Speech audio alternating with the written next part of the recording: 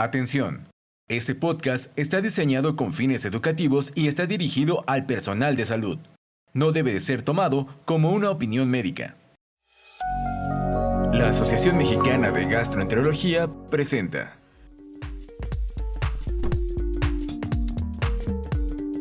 Gastroperlas AMG, moderado por el doctor Alberto González. ¿Qué tal? Qué gusto volverlos a saludar en esta ocasión para el siguiente podcast relacionado a temas de gastroenterología y cirugía que compartimos las dos especialidades. En esta ocasión nos toca hablar sobre el espectro de enfermedad que se puede asociar a los divertículos del colon, de la enfermedad diverticular particularmente, y tengo el honor de que nos acompañen dos invitados de primera. La doctora Coti González Fernández, que es gastroenteróloga y endoscopista, egresada de la Universidad Autónoma de Baja California.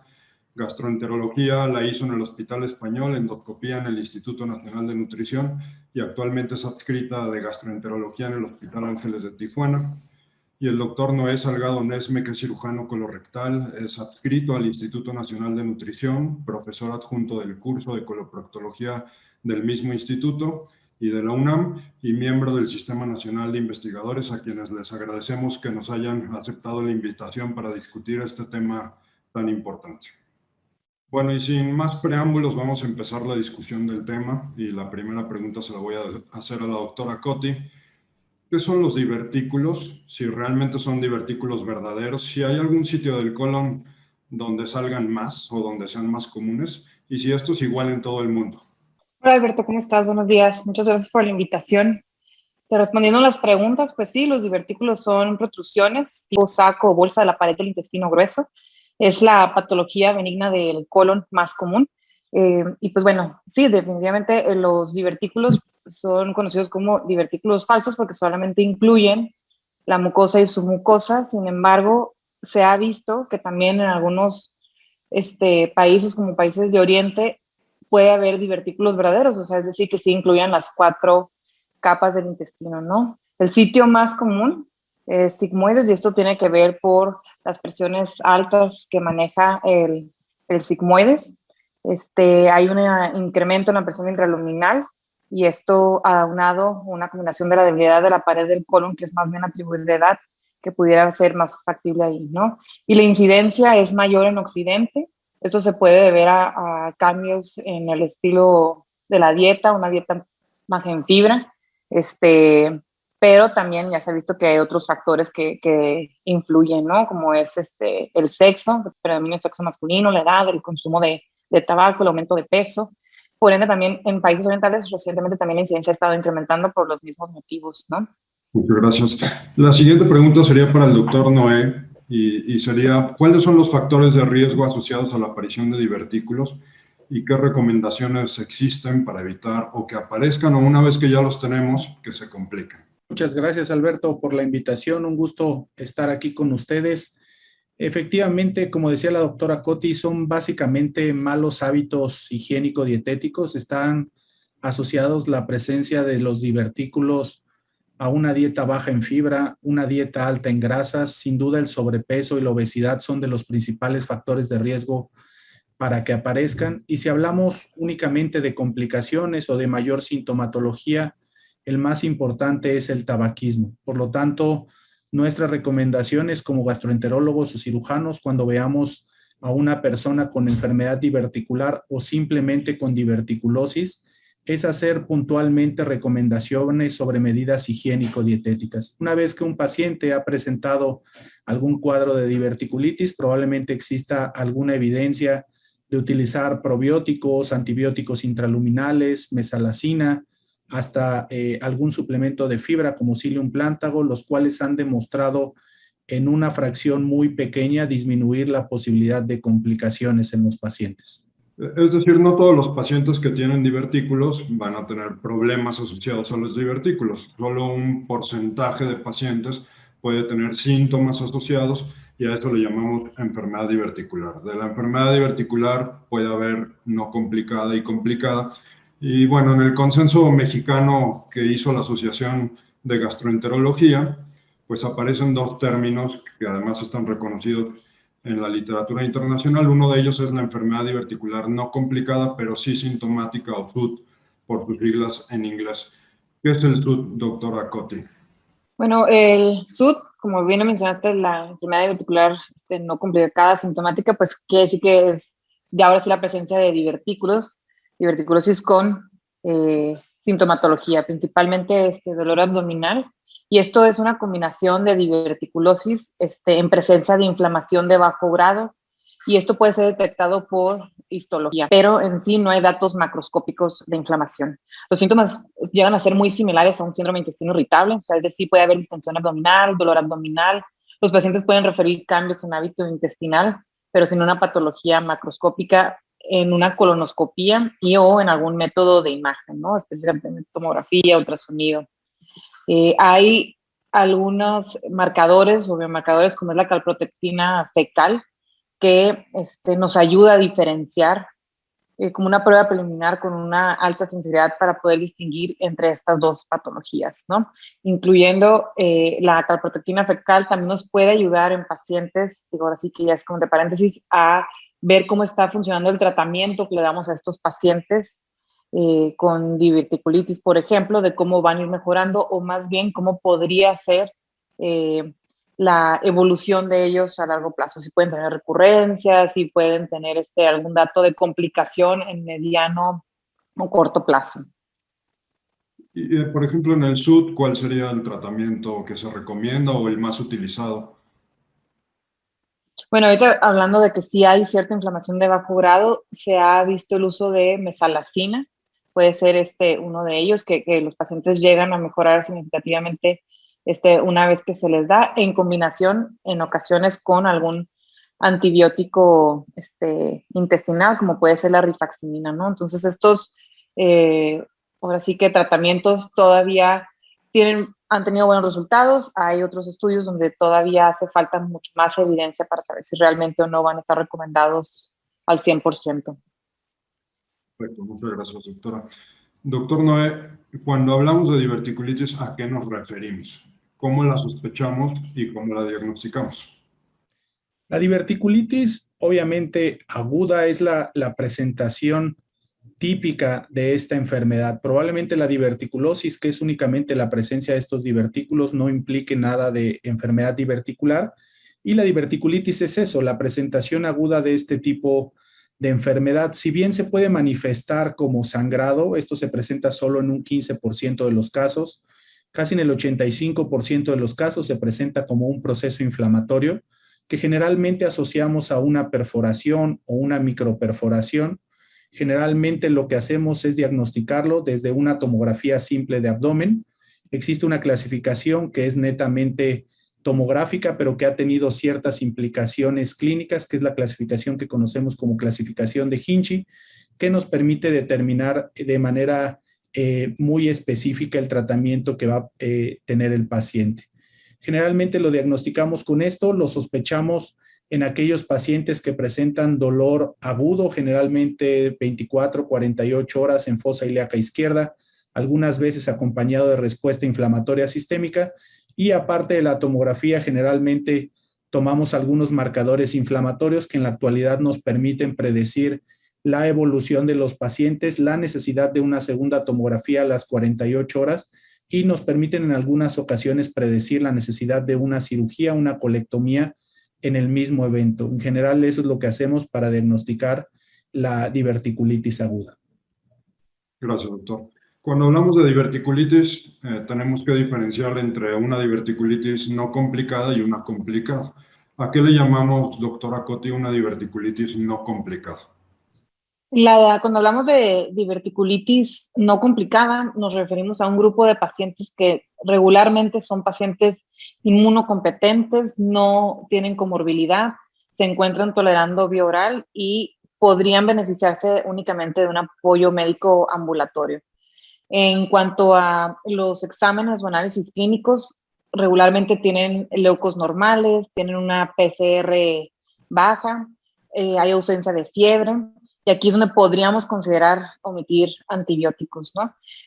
Puede existir también un grupo de pacientes donde sí tengan ya comorbilidad, donde tengan ya síntomas asociados como vómito o síntomas que ya perduran por más de 5 días y PCRs elevadas, aproximadamente arriba de 140. Y estos son los que se podrán manejar igualmente de manera ambulatoria, pero sí ya con el uso de antibióticos. ¿Usted en su práctica o considera que hay suficiente evidencia como para no darle antibiótico a los pacientes que tienen diverticulitis complicada? Y si usted en su práctica les deja o no antibióticos. Bueno, creo que cada vez hay más evidencia que este grupo de pacientes podrían no requerir antibióticos y estarlos vigilando y apoyando. Creo ya que en la práctica, o sea, ya en sí con el paciente, sí. O sea, yo sí les sigo dejando antibióticos, pues todavía hay muchas cosas factores de los pacientes que no podemos controlar, ¿no? Como ser más estrictos con la dieta, como sí cambiar ciertos estilos, en cuanto a hábitos, el uso de tabaco que mencionaba el doctor Noel. Entonces, la verdad es que yo todavía no me animo al 100%, pero de que existe evidencia que hay pacientes que se benefician de no utilizar antibióticos, por supuesto que existe. O sea, incluso la Asociación Americana de Gastroenterología recomienda el uso selectivo de pacientes, por no decir que no los utilicen, pero pues sí, cada vez hay más evidencia, ¿no? Ese es el problema de no hospitalizarlos, ¿no? Que no podemos controlar los factores y aunque uno le recomiende la dieta, pues puede ser que haya pacientes que no la sigan. Doctor Noé, ¿a qué nos referimos cuando hablamos de una diverticulitis complicada? Para nosotros, la diverticulitis complicada, de manera muy sencilla para los cirujanos, la definimos como toda aquella que requiere una intervención. Por ejemplo, un Hinchi 1 con un plastrón inflamatorio que únicamente requiera ya sea tratamiento médico con antibióticos intrahospitalario o de forma ambulatoria, para nosotros es una diverticulitis no complicada. Y consideramos una diverticulitis complicada toda aquella que requiere una intervención, es decir, si tenemos un absceso pequeño menor a 2 centímetros que va a ser tratado todavía con antibióticos, podemos seguirla considerando una diverticulitis no complicada. Sin embargo, un absceso mayor a 4 centímetros que requiere una punción percutánea, ya la consideramos una diverticulitis complicada. Obviamente, un Hinchi 3, un Hinchi 4 también son parte de lo que nosotros llamamos diverticulitis complicada. Y también se ha etiquetado este nombre para aquellas complicaciones crónicas de la propia diverticulitis, es decir, una fístula colovesical, una estenosis secundaria a cuadros recurrentes o un cuadro oclusivo tal cual secundario a una diverticulitis aguda. Todos ellos son considerados enfermedad diverticular complicada y por eso es que los englobamos en todos aquellos que requieren una intervención para su resolución. Doctor, usted nos ha repetido ya en 2 ocasiones la clasificación de Hinchi. ¿Cree usted que esa es la que se deba de utilizar en la práctica del cirujano y del gastroenterólogo? Creo que es la más sencilla de reproducir y creo que existen varias modificaciones de ellas. Probablemente donde más hago yo hincapié es en los niveles más bajos, en el 1 y en el 2. Probablemente existen subclasificaciones de esta misma clasificación en grados A, grados B.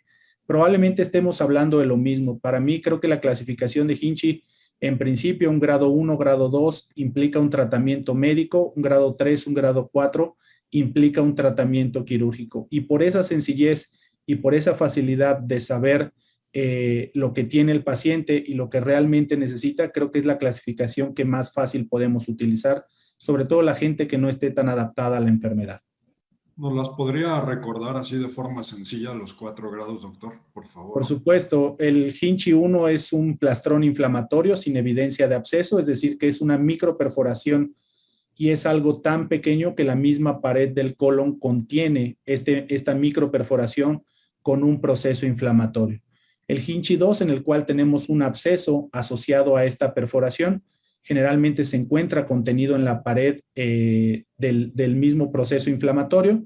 En algunas ocasiones existe la subclasificación de Hinchi 2B para aquellos abscesos que se presentan un poco más lejos del proceso inflamatorio inicial, y el Hinchi 3 es una peritonitis purulenta, es decir, la perforación es un poco mayor y se disemina este contenido purulento a la cavidad abdominal, y el Hinchi 4 se trata de una peritonitis fecal en la cual la perforación es muy grande, el contenido intestinal se disemina y pone a los pacientes en una condición muy grave.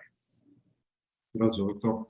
Doctora Coti, bueno, ya nos decía que nos hablaba de un antibiótico de la rifaximina que se puede utilizar para la enfermedad diverticular sintomática, pero para estos cuadros agudos de diverticulitis, ¿cuál es la recomendación? ¿Qué antibióticos debemos utilizar? ¿Y qué bacterias son las que vamos a cubrir?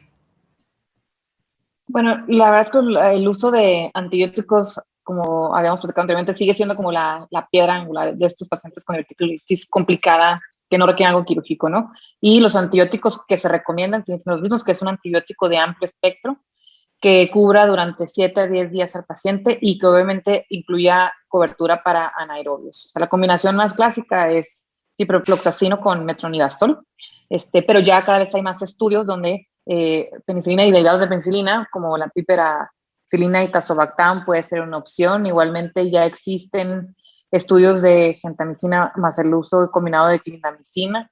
Esta otra opción son las cefalosporinas de tercera generación que curan gram positivos, gram negativos y anaerobios, ¿no? Y el antibiótico lo tenemos que iniciar desde que se hace el diagnóstico y si se hace una intervención podemos tomar cultivos y ajustar el tratamiento.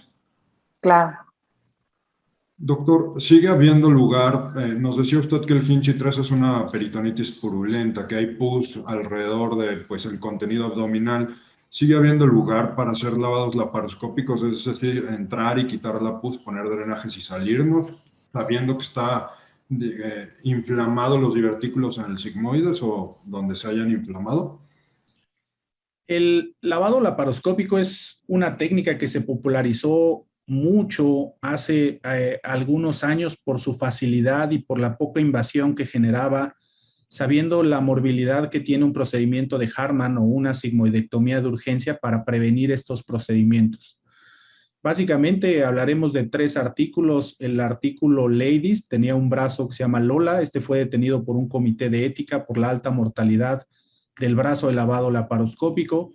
Está el estudio Scandiv, el cual sí mostraba mostraba pacientes que tenían un buen resultado. Y finalmente tenemos el estudio Dilala con algunos resultados controvertidos en su segunda revisión. Cuando desglosamos estos pacientes, generalmente son pacientes realmente con un Hinchi 2B, no son peritonitis purulentas formales. Entonces, si yo tuviera que decir que hay algún lugar todavía para el lavado laparoscópico, sería en un medio rural, en donde no tengamos acceso a radiología intervencionista o que las colecciones no sean puncionables por radiointervención. Probablemente tengamos lugar para ir a drenar por vía laparoscópica estas colecciones. El problema en las diverticulitis Hinchi 3 es que con el lavado laparoscópico, lo que detuvo el comité de ética en el brazo Lola del estudio Ladies es que muchas veces no se puede detectar la perforación al momento de hacer el lavado y dejar una perforación libre en la cavidad abdominal pone al paciente en mucho riesgo de mortalidad. Se ha intentado utilizar colonoscopía transoperatoria, se ha utilizado usar tinciones con azul de metileno, se ha utilizado hacer tomografía con alta presión por el recto, una colotaca a alta presión, con el fin de determinar la posibilidad de tener la perforación libre. Sin embargo, ninguna de estas alternativas han demostrado seguridad y por el momento, si no es dentro de un protocolo de investigación, yo no recomendaría realizar un lavado laparoscópico, a excepción de situaciones especiales en las cuales se vayan a drenar puntualmente algunas colecciones, pero no para una diverticulitis Hinchi 3.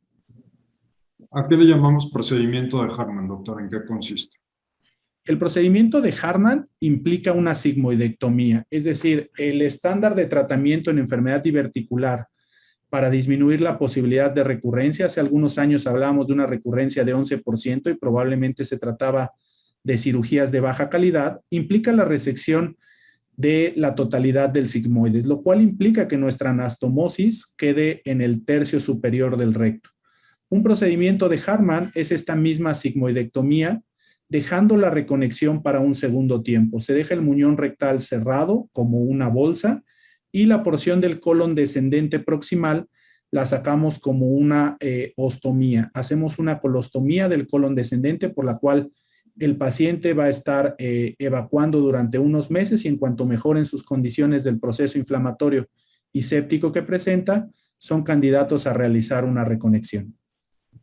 Gracias, doctor. ¿Cuál diría usted que son las indicaciones puntuales de un procedimiento de Hartmann? ¿En quién lo haría?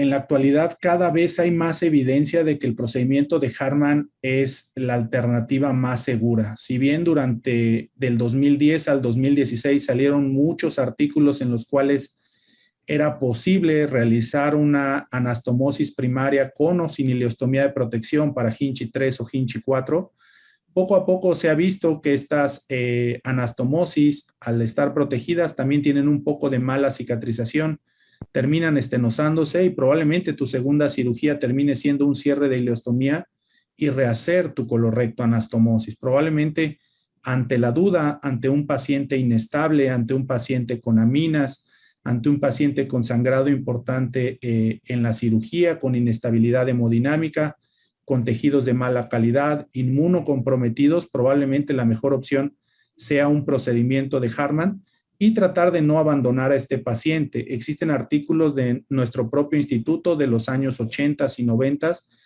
con los cuales casi el 30 o 40% de los pacientes sometidos a un procedimiento de Hartmann se quedaban con una colostomía de por vida. Creo que en la actualidad es mucho más sencillo realizar una reconexión intestinal. Somos un centro que nos dedicamos justo a realizar reconexiones intestinales. Creo que cada vez es más sencillo realizarlas, cada vez es más seguro para los pacientes. Por lo tanto, no debemos de tener miedo de realizar un procedimiento de Hartmann por el miedo a no reconectar el paciente. Sigue siendo la alternativa más segura para salvar la vida del paciente en ese momento. Y si tienes un paciente estable, un paciente en mejores condiciones, intentar una anastomosis primaria con o sin ileostomía de protección según la decisión y experiencia del cirujano. Gracias, doctor. Otra de las cosas que han ido surgiendo en los últimos tiempos es la recomendación de una colonoscopía si el paciente fue sometido a un manejo conservador, si se le dieron antibióticos o si se hizo una intervención no tan mayor. ¿Está realmente indicada la colonoscopía en estos pacientes? Si es así, doctora Coty, ¿en qué momento hay que realizarla y por qué está indicada? Bueno, sigue siendo una recomendación después de un episodio de diverticulitis aguda que se haga la colonoscopía, especialmente si uno, el paciente nunca se ha realizado una, y dos, si el paciente tiene más de 50 años, ¿no? El promedio de tiempo que se debe de esperar es de 6 a 8 semanas, es un procedimiento seguro. Y pues bueno, aquí la cuestión o el porqué de tener que hacérselas es que se ha visto el contexto de un paciente con diverticulitis o diverticulosis que puede llegar a tener en combinación un cáncer colorectal. Y esto tiene mucho que ver por los hábitos justo que platicábamos del paciente, ¿no? O sea, son pacientes que tienen cambios en hábito intestinal, o sea, síntomas muy similares, dolor abdominal crónico, tendencia a estreñimiento, tendencia a diarrea, entonces sí llega a ser una alta prevalencia en estos pacientes, ¿no? Más o menos se ve que es unas 6 veces la incidencia de cáncer colorectal en pacientes con un proceso de diverticulitis aguda que tenían aunado a este proceso, ¿no? Hay varios estudios que incluso sí tiene congruencia, o sea, hasta un 20% de pólipos llegan a detectarse en esa primera colonoscopia, además de la enfermedad diverticular. Entonces sí, definitivamente sigue siendo recomendada la colonoscopia después de un episodio agudo. ¿Y qué tan frecuente es hallar pólipos o cáncer en un paciente que tuvo diverticulitis y ahora le estamos haciendo una colonoscopia de control?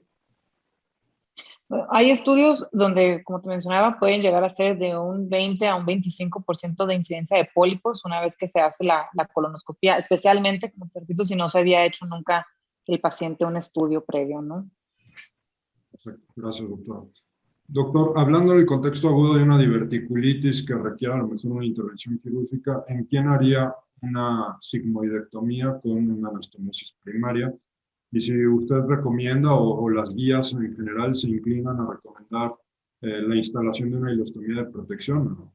Sí, en el caso agudo, como lo platicaba yo hace un momento, depende mucho de tu paciente. ¿En quién recomendaría una anastomosis primaria? En aquellos pacientes que se diagnosticaron de forma temprana, que se encuentran estables, que tienen una peritonitis purulenta, pero aún no tienen tanta respuesta inflamatoria, que ya están bajo el tratamiento antibiótico formal y que a la hora de realizar el procedimiento tenemos todavía un paciente estable. No es infrecuente tener un paciente estable y a la hora de realizar la cirugía, al movilizar el contenido purulento o fecal de la cavidad, que el paciente empiece a mostrar mayores datos de respuesta inflamatoria sistémica y probablemente pensábamos entrar a realizar una anastomosis primaria y terminamos con un procedimiento de Hartmann. ¿En quién la recomiendo?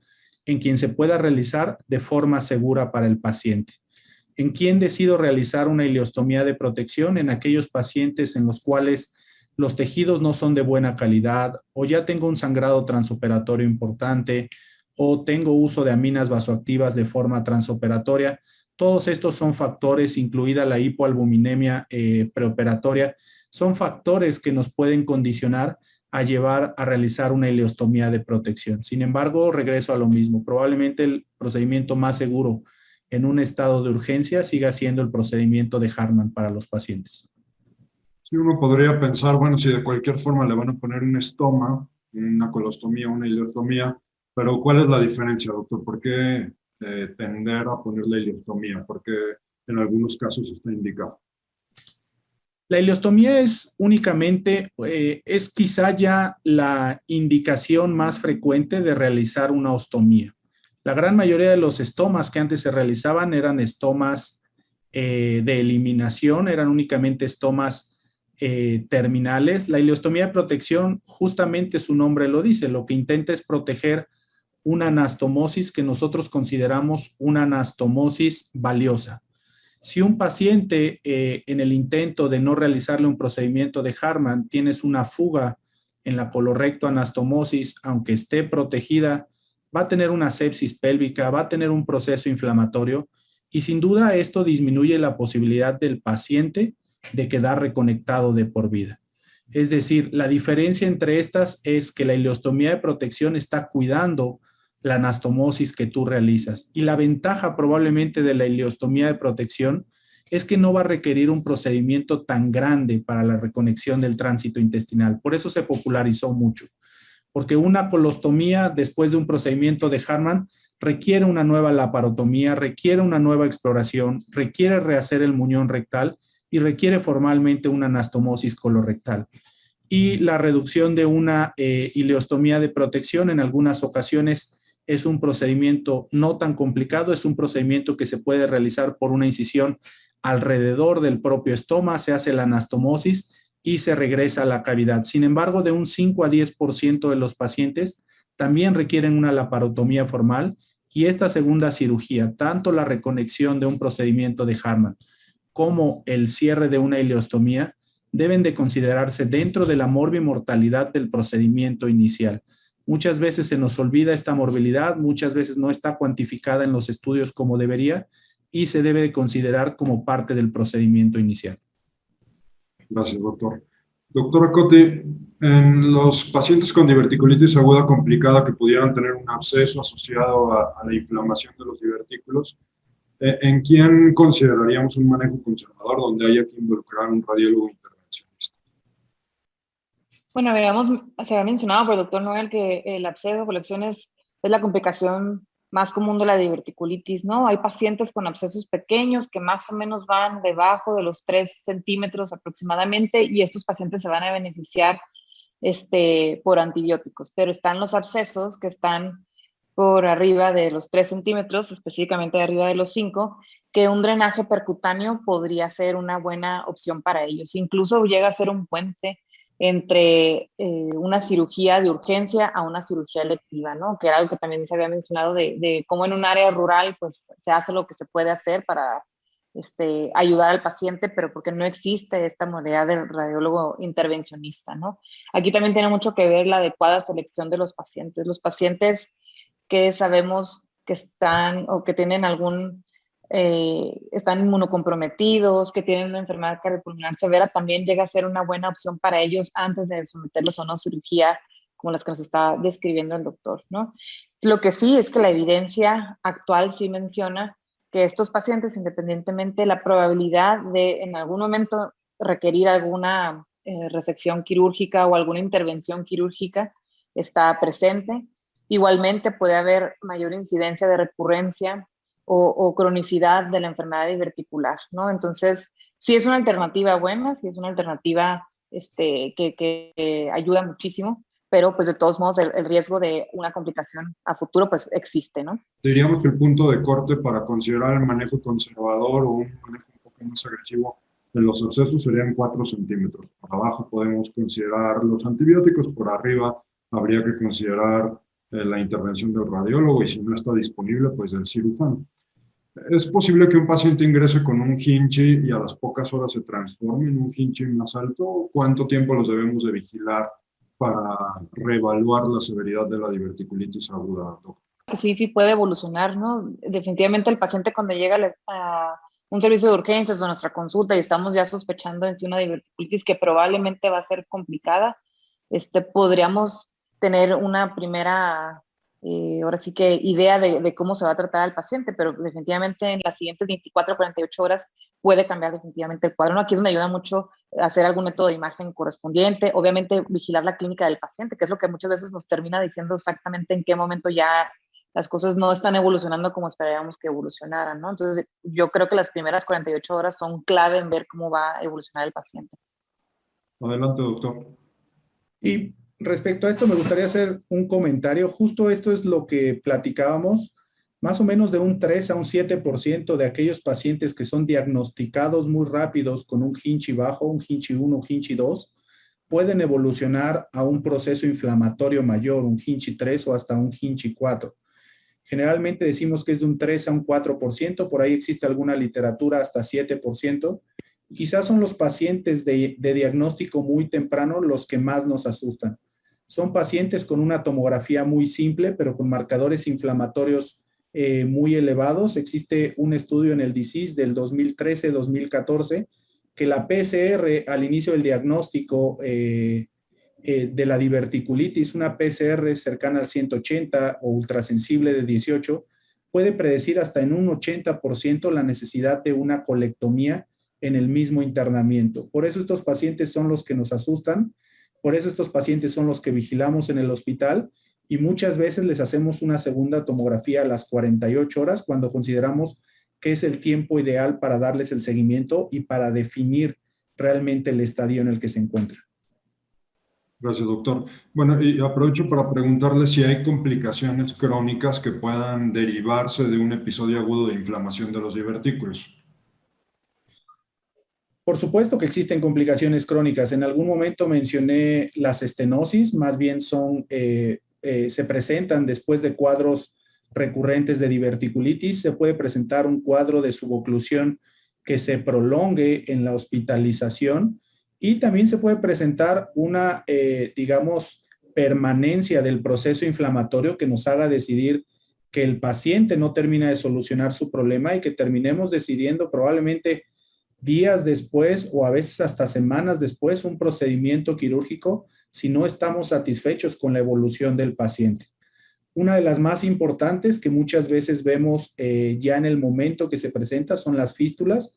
La más frecuente es la fístula colovesical, generalmente se presentan en mujeres añosas, generalmente tienen el antecedente de una histerectomía que anatómicamente separa el sigmoides de la vejiga. Sin embargo, en mujeres con una histerectomía es frecuente ver este tipo de fístulas. También es frecuente verlas en hombres jóvenes con procesos inflamatorios severos y como consecuencia probablemente de un manejo conservador no muy bien determinado, se pueda presentar una fístula colovesical y lo que los pacientes requieran es formalmente la sigmoidectomía y reparación del orificio vesical, de lo cual siempre nos ayudamos de un compañero urólogo.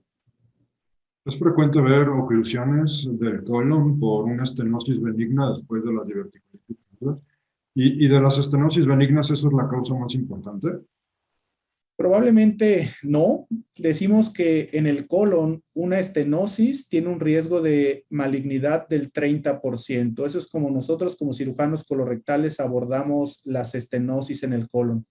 Si bien la enfermedad inflamatoria y la enfermedad diverticular son las principales causas de estenosis benignas, no diría que es lo más frecuente. Probablemente veamos muy pocos pacientes con un cuadro de oclusión, a menos que tengan cuadros repetitivos. De ahí que las guías para decidir lo que nosotros llamamos la cirugía electiva de enfermedad diverticular han ido cambiando. En el 2007, el Colegio Americano de Cirujanos Colorectales nos hablaba únicamente de 2 episodios o pacientes menores a 50 años como datos suficientes para decidir un procedimiento electivo para enfermedad diverticular. El único estudio que hace mención de estos criterios es el Direct Trial, es un estudio que salió hace unos 4 o 5 años, y en él vemos que con estas indicaciones estábamos operando un 90% de pacientes sin tener una indicación real. Cada vez más sabemos que la evolución natural de esta enfermedad es una evolución benigna,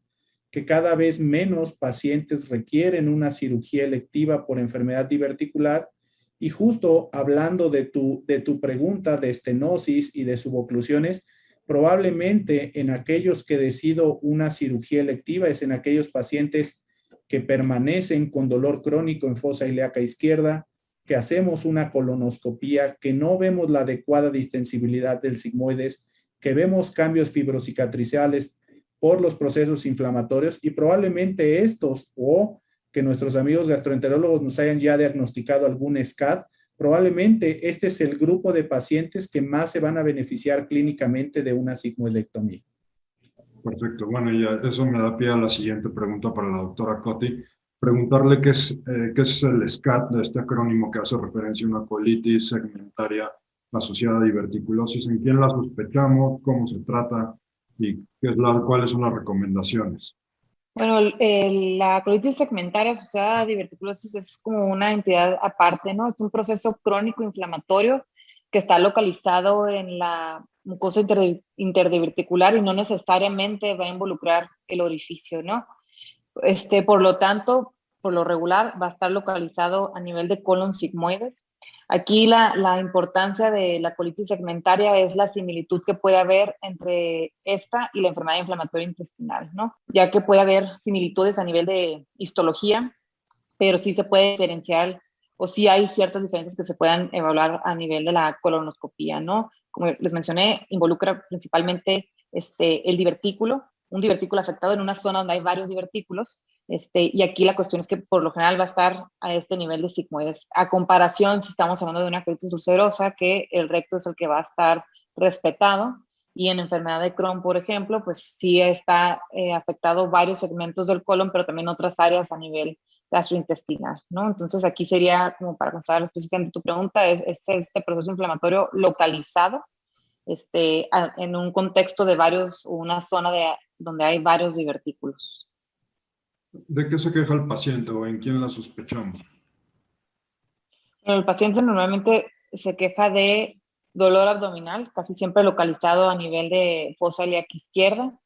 Hay cambios mucho más puntuales en el hábito intestinal, ¿no? Son pacientes que normalmente tienen evacuaciones líquidas. Puede haber estreñimiento, pero son pacientes que constantemente están con evacuaciones tipo diarreicas.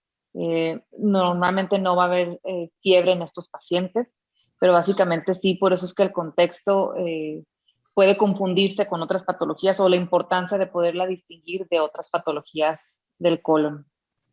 Inclusive puede haber sangrado a través del recto y eso indicaría la colonoscopía, tomar la biopsia, y la clasificación de esta enfermedad es de acuerdo a la histología. Exactamente. Gracias, doctor. Doctor, ¿por qué está aumentando la incidencia de diverticulitis en pacientes jóvenes? ¿Por qué cada vez lo vemos más frecuentemente en gente joven, cuando antes pensábamos que era una patología que veíamos en mayores de 50? ¿Y por qué ahora lo vemos en gente de 35, de 28 años? Sin duda por los malos hábitos, es justo lo que platicábamos al inicio. Son pacientes que tienen una dieta alta en grasas, una dieta baja en fibra. Creo que ese es el principal factor de riesgo. Gente que tiene sobrepeso, que tiene obesidad, que tienen comorbilidad asociada. Yo creo que esa es la principal causa de que veamos cada vez más esta enfermedad de jóvenes. Antes pensábamos o hablábamos de las teorías fisiopatológicas, que existía cierta segmentación anormal del bolo intestinal dentro del colon, y el sigmoides, al ser una zona de menor calibre que el resto del colon, existía mayor presión sobre las paredes. Por eso le dábamos muchísimo peso al tratamiento con ablandadores de materia fecal. Sin embargo, poco a poco estas teorías han ido perdiendo su valor. Sabemos, como decía la doctora Coty, que son divertículos falsos. Generalmente se presentan en la entrada de los vasos rectos al colon, que es una debilidad natural de la pared, y esto nos hizo pensar, junto con la alta incidencia de enfermedad diverticular del lado derecho en medios orientales, que probablemente nuestra teoría no tenía tanto valor, por lo cual cada vez más los malos hábitos y sobre todo la dieta baja en fibra son los principales responsables de ver esta enfermedad cada vez más en jóvenes. Gracias, doctor. Y bueno, para ir cerrando la discusión, hablaremos ahora de una complicación también asociada a los divertículos, que es el sangrado diverticular. Doctora Coty, ¿qué tan frecuente es que veamos un sangrado diverticular? Aquí sabemos que es la causa más común de hemorragia de tubo digestivo bajo. La incidencia puede variar entre 3 a 15%, 5% para ser un poco más exactos.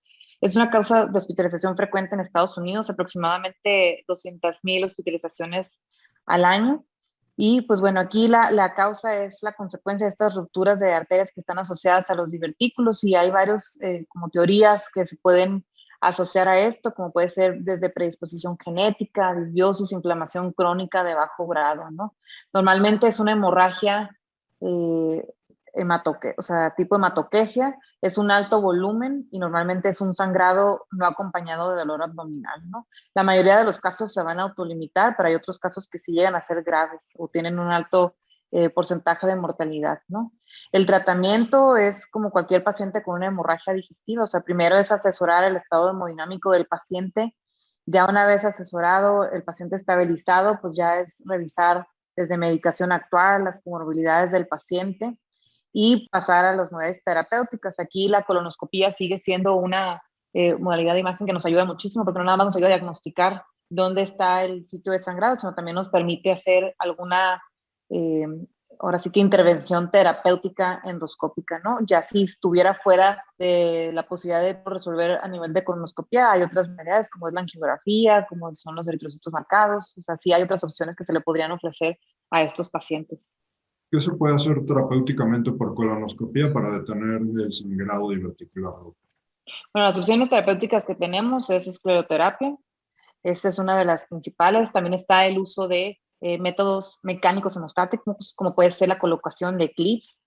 Hay otros estudios donde también mencionan que hacer algún tipo de ligadura pudiera ser. Y aquí también depende mucho de lo que se tenga acceso, ¿no? Si el endoscopista es un endoscopista que nada más fue entrenado para hacer el diagnóstico, pues definitivamente no es lo idóneo que hagan estas modalidades, pero si es un endoscopista que sí tiene el entrenamiento completo, pues claro, o sea, estas modalidades pueden llegar a apoyar muchísimo al paciente y justamente evitar tener que llegar a algún procedimiento mucho más invasivo como podría ser una cirugía, ¿no? Doctor, bueno, ya nos había comentado la doctora Coty que el 75% de los pacientes con un sangrado diverticular va a controlarse, digamos, de forma espontánea, sin mayor necesidad de intervención, más que pues, ayudar a los pacientes con el estado hemodinámico, soluciones, etcétera.